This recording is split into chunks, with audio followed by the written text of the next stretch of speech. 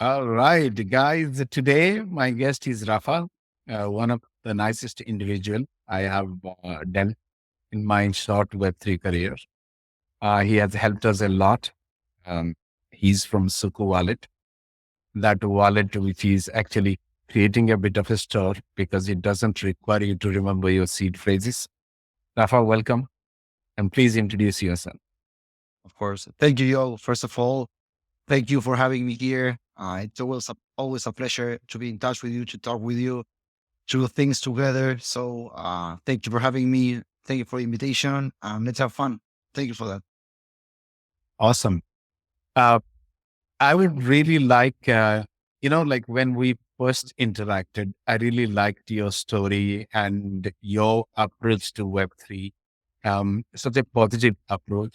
I would really love to um, give you the mic to express your journey of Web3 and how it started and where you are and what you aim to do. Beautiful. Okay. Okay. So I was born in a little town in Uruguay, in the north part of Uruguay called Paysandú. I was right there.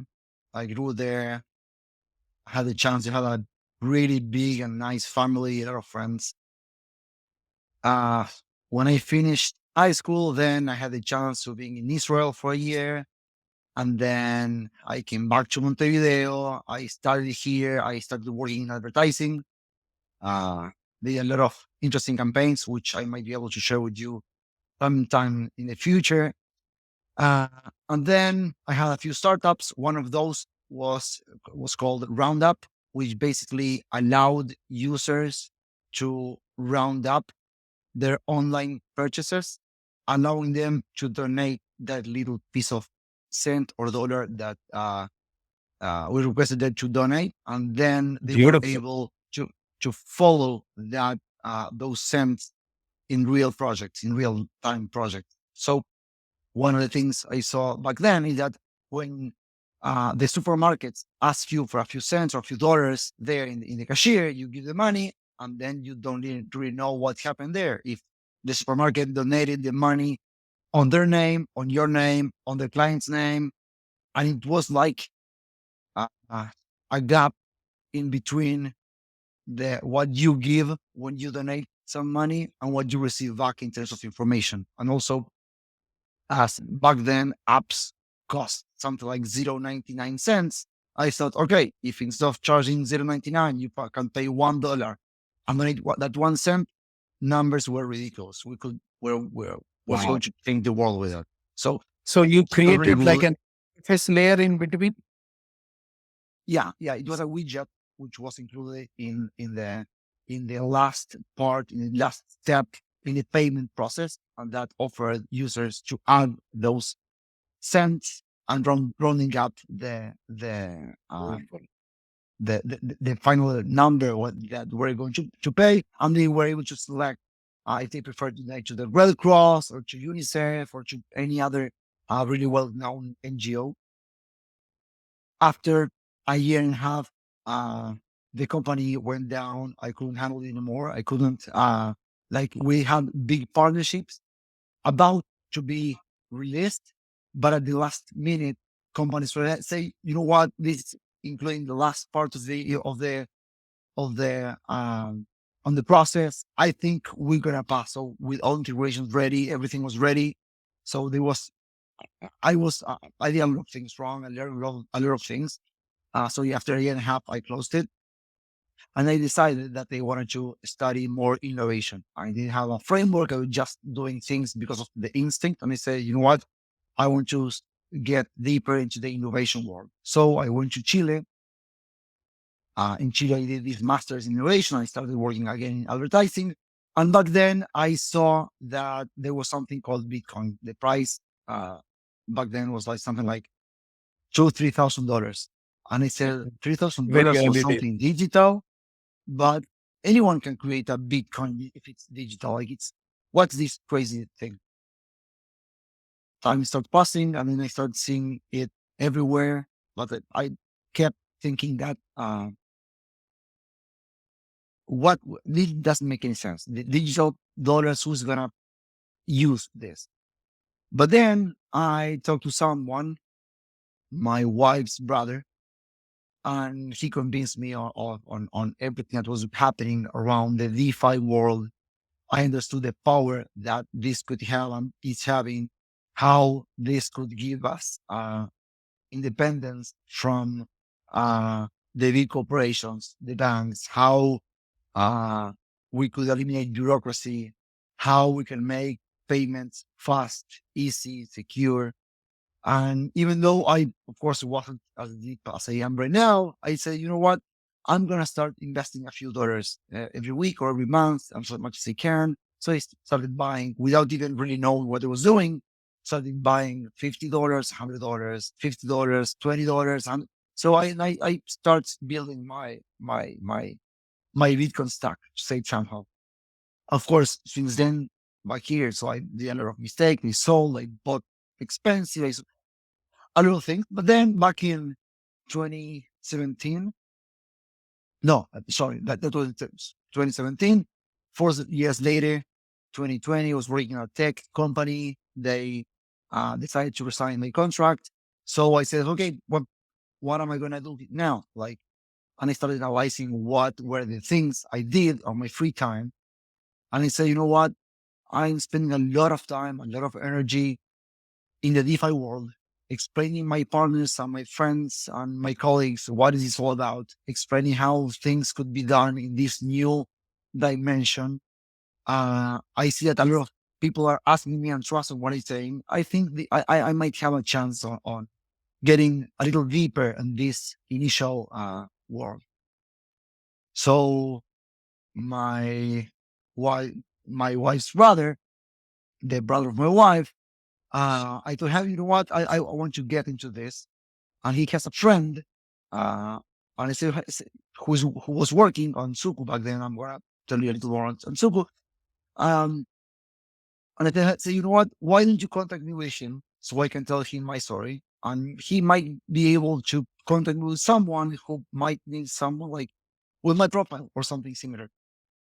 So I had that meeting with Tato, the Suku CEO. I said, hey, this is my story. I want to get into the DeFi world. I think this is going to change the world. I want to do it. This was like 3 years ago. Uh, I want to get really involved in this. Do you have someone to contact me with so that I can start my path in this world? And he said, today's Friday. Can you start with us on Monday? I said, what? Yeah, I want you to team. Do you want to join? I said, freaking yeah, of course I want to join. He said, okay, uh, I'll wait for you on Monday. So I started in Suku. So Suku back then was doing something similar to what Farmtalk is doing right now. Back then, Suku Yeah, was tell me basically about that providing, story because you yeah, mentioned to me before, but I okay, yeah. couldn't get time to actually phone. Yeah, so what was that? What was the So start of? basically, so Suku basically started like a few years ago, which basically what they were doing back then was basically bringing transparency into the supply chain world. So we were using back then Hedera network, Hashgraph, Okay. and basically we were tracking everything that happened with the product. So let's say, let's talk about coffee, for example. It's an example I used to talk about. Let's talk about coffee. I think that you are also involved with coffee, right? So Yeah, it's going to yeah, be interesting. So let's say a farmer plants the coffee, the coffee grows, and then the farmer um, logs that information to the system. Say, hey, I planted some coffee, and then uh, a few years later, they harvest the coffee, right? And they log into the system. Hey, I harvested 3 tons of coffee, and then they say, hey, then this company is gonna pick the grains and they're gonna roast it and they're going to transport it to the supermarket, not to the supermarket, to the a place where they're gonna pack the coffee, and every step of the way was entered into this platform. So basically, how we did that back then, we had an entire ecosystem with these incentives in which, when farmers or transport companies or factories were providing information about what they were doing uh, with the products, we were giving them tokens. These tokens, which are called Suku, basically were part of a bigger ecosystem in which they could use those tokens to ask for a loan from users who were supplying the USDC. So the farmers who are always right now in the current state until Farmtalk changes it all, the farmers are basically the last part of the fractional market. Like it's not a fair world. It's not a fair market. So they do not receive the compensation that they should have, right? And sometimes for farmers, it's really hard to invest in new machines, invest in more land, to invest in technological processes. So we were giving them the chance of putting those tokens as collateral, asking for a loan, Yeah. and getting their production better and better and better. Got you. Got you. So that was not only, so that is a very nice way of incentivizing, isn't it? Like you're giving incentives to the farmer, and then in exchange of those, they can actually get, like equipment, seed, and fertilizers, kind of like that, right? Exactly. So Yeah. they were able to sell those tokens if they wanted Mm. to. That was totally fine, or they could use those tokens as collateral to ask for a loan. So we were basically giving them some tools to get better, to make better. We're trying to help them to be the best possible farmers or the best possible manufacturers, all by providing us with information and transforming the product into a more transparent one. So users were able to scan a QR code and see the entire track record of that product, right? Yeah. Now there is some interesting things like in Peru, for example, there's a big supermarket called Wang, which basically we have the same process for cows. So Mhm. for the how to say kettles you say, right? Yes. Kettles. Yeah. Yeah.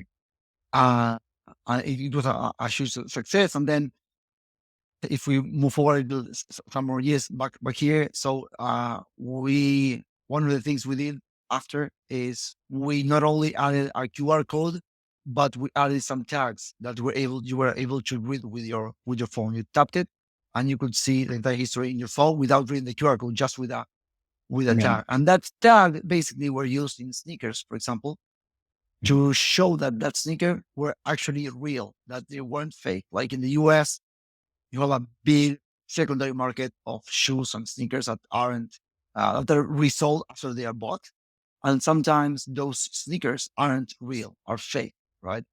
So by adding this tag, you could track that the shoe or the sneaker was the brand and the model and the size and everything that was supposed to be. Got you. And whenever you sold that sneaker, you gave, of course, to the new owner the piece of physical good, but also you were able to give them uh, to give them the ownership of that sneaker. Yeah. And then we realized that was an NFT. Basically, we were creating NFTs, right? So we Mhm. get deep into the rabbit hole. We created a spin-off which is called Infinite World. We did some interesting drops. For example, we did a major drop with McLaren, uh, sold out within like 24 hours, raised like $4 million. It was a crazy couple of years. And that's Infinite World, right? Like our gaming company, Web3 gaming company right now. Yeah. And now we're here. So what we realized over the years is that what we were trying to do is transform crypto into something that's easy to use. Right now, the crypto world, it's super complex. It's super hard to understand. Uh, if I want to pay someone, my family, some of my friends, let's say $20, it's really annoying to set up a wallet, to need to write down your seed phrase. Uh, uh, you need to remember the passwords. You have to download Mhm. apps, and even with all of that, you have a lot of uncertainties, right? What can I do with this? Like, why is it so complex? Send the money to the bank. I do not want any of this. Yeah, but today Friday, if I send the money now, you're going to receive it on Monday. So it's a lot of things, right? You know. Mhm. So, and what we understood is that our mission was to transform crypto and the Web3 industry in one that it's easy to use, easy to understand, intuitive, and enjoyable. So that's what we're building right now.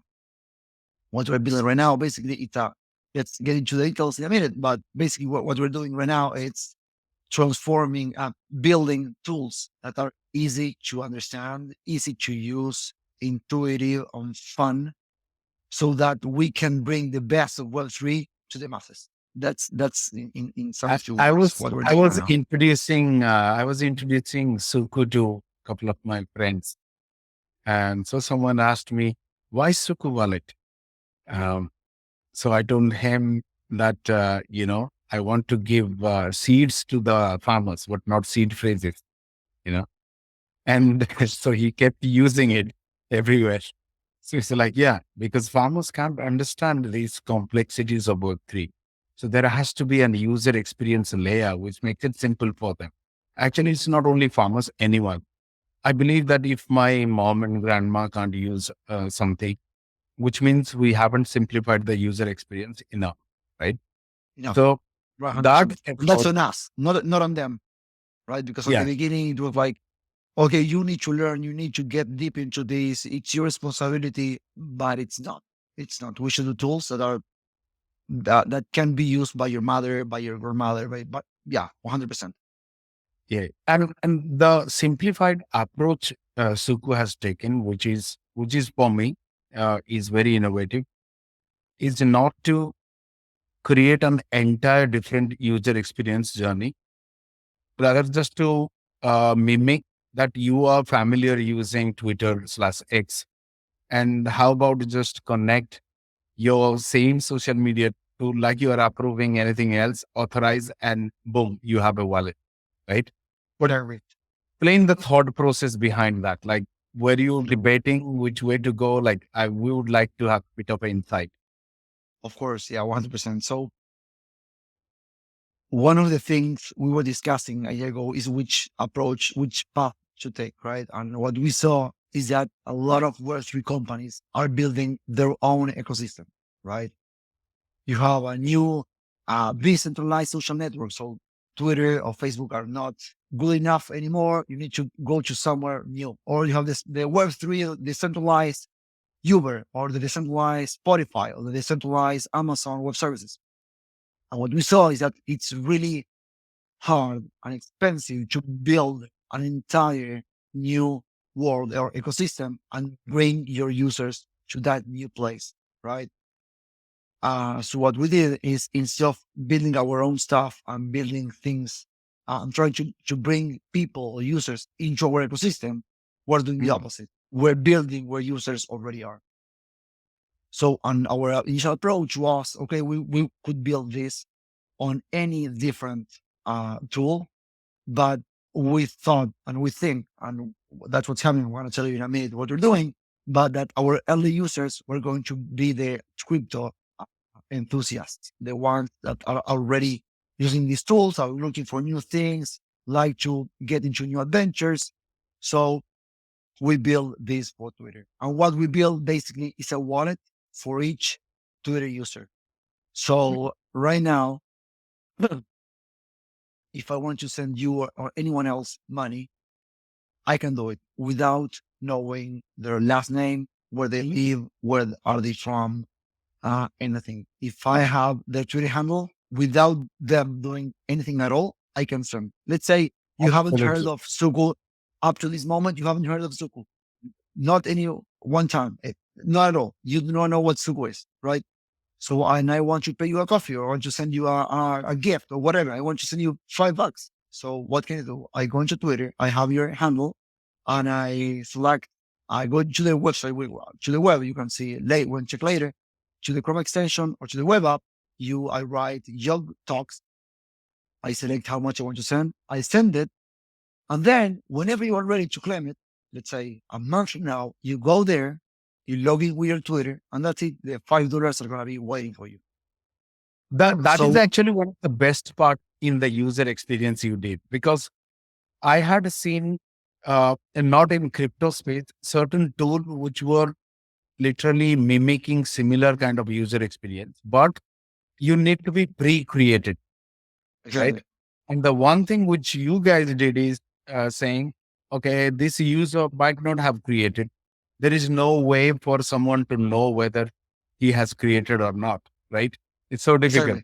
Exactly. And it is also not user friendly to say, oh, he hasn't created. Then I got to call him, hey, create a wallet, right?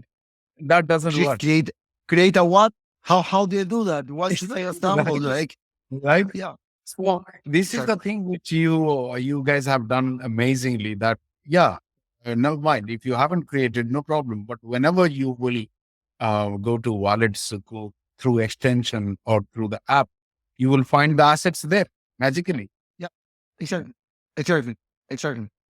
Yeah, it was really important for us. So Lucas, our CTO, built this.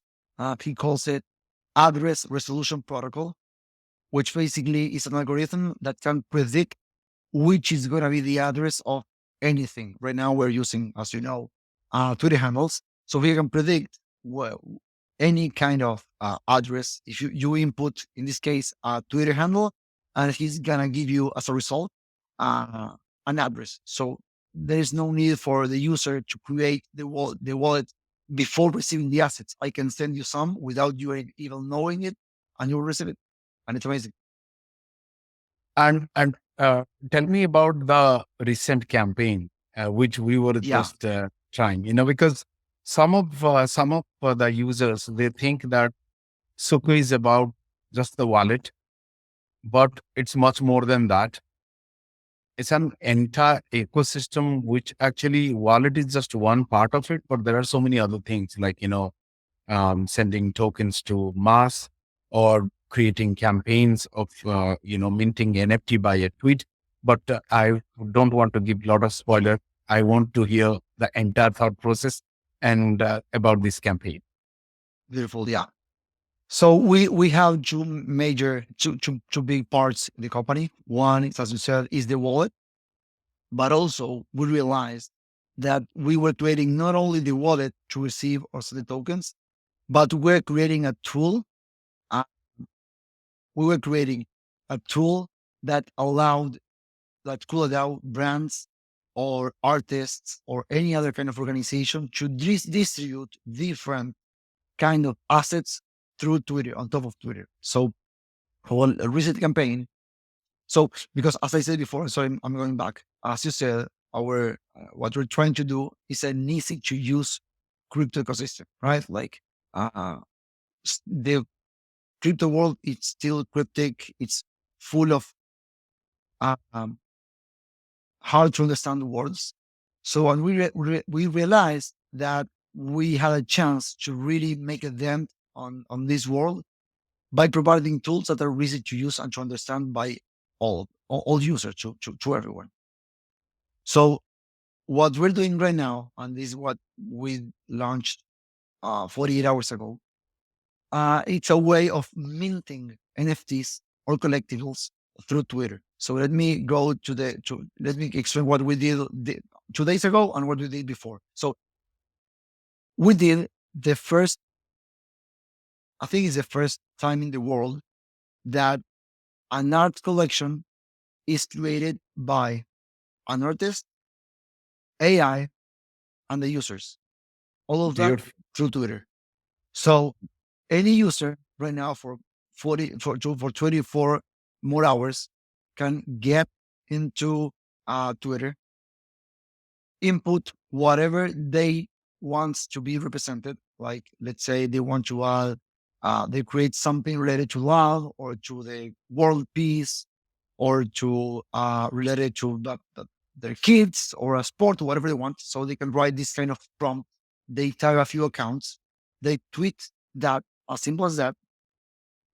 And what's going to happen in the background is uh, there's an AI engine which is going to process that, and it's going to give us a result, uh, uh, a collectible, an NFT, which is consistent with the rest of the collection, but at the same time is unique.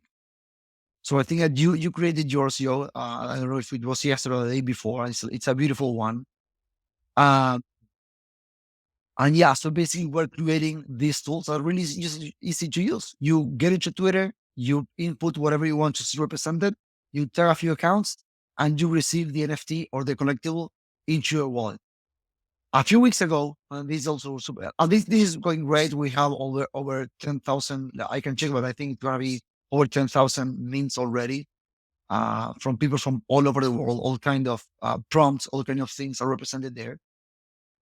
Something interesting is something else interesting we did a few weeks ago is there is a company which is called Bitrefill, which is basically our partners. So basically, they allow people to live just with crypto. They are selling like gift cards, so you can buy whatever you want, from grocery stores to minutes for your phone to flights, whatever you want. Sure. And what they did, they basically made this campaign in which they were able to distribute for the first time ever discount codes through Twitter in forms of an NFT. So you Twitter, Nice. Bitrefill is great. I love you guys. Stick with this. In return, you receive this NFT, this collectible, which allowed you to use the code with a 10, 20, 30, 40, and up to 50% discount in all of their gift cards. So, so yeah, the possibilities are really big.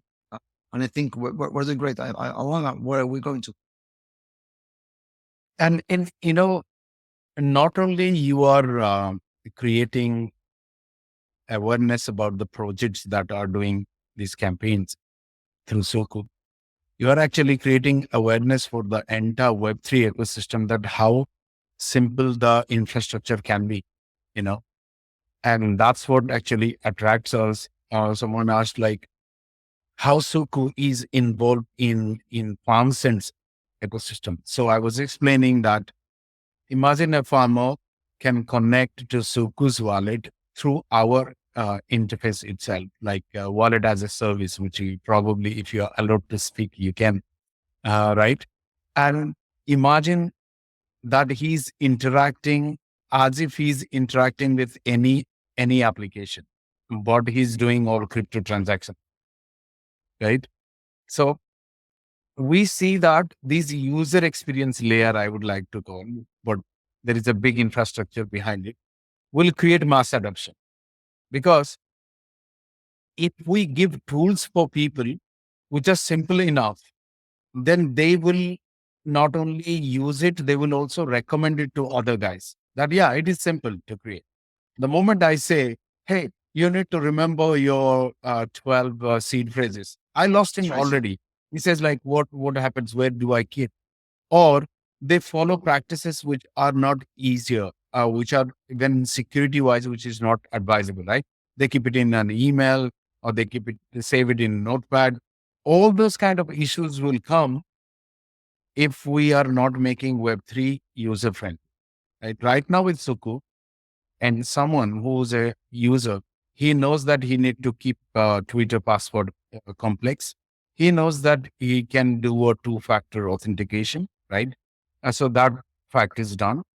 And then he just connects, authorizes Suku wallet and receives and sends a token.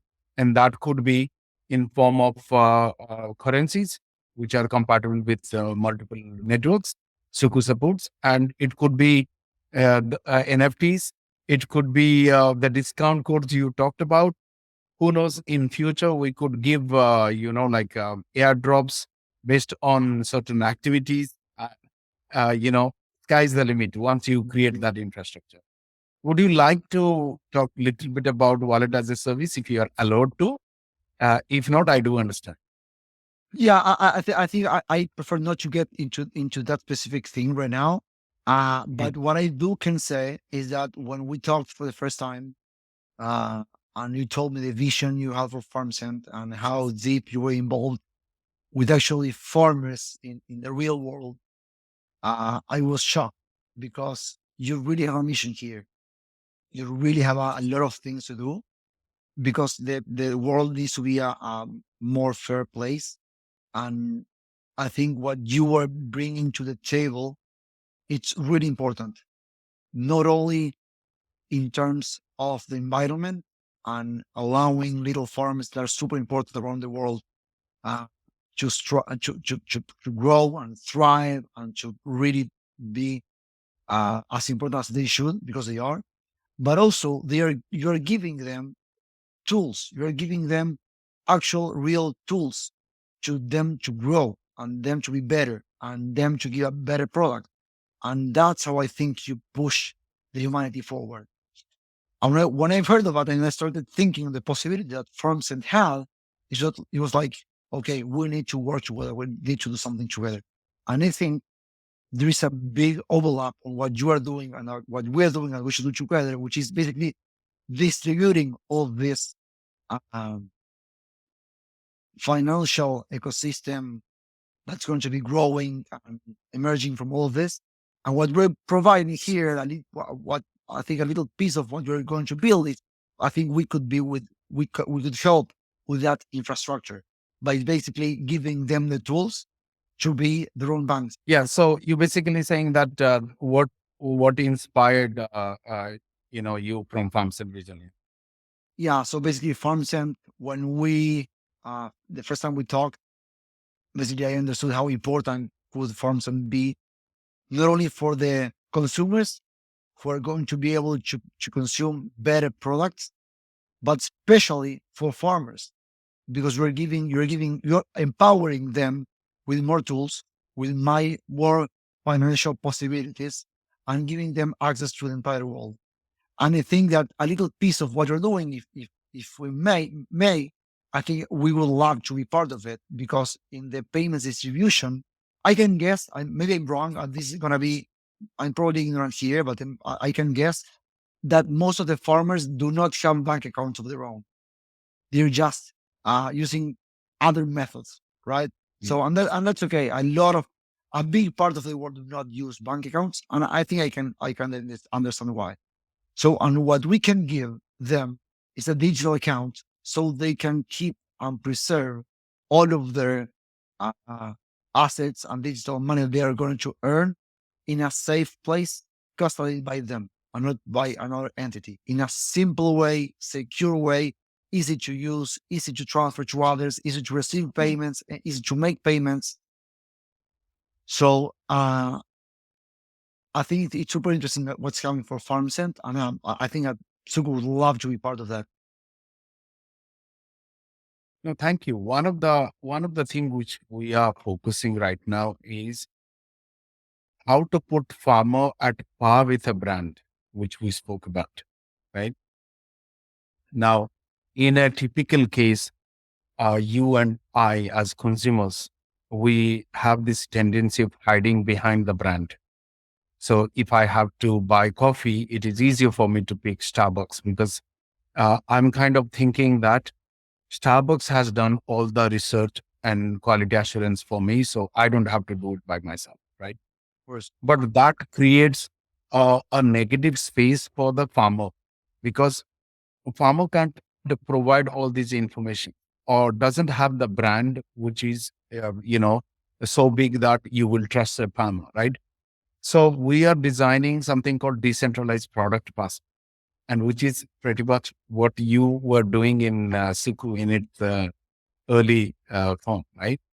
Um, so this product passport will end up having either an NFC or a QR code the user can scan to find out the entire journey of the product, right? Now, when you and I, we will work in as consumer, we will be not worrying about whether this product is, shipped by a small farmer or by Starbucks, for example, right? We are going to look at whether the information given makes it a genuine product or not, right? So we prefer that consumer has all the right to have informed decision, and by keeping informed decision at the forefront, we can we can put the farmer at par with the brand.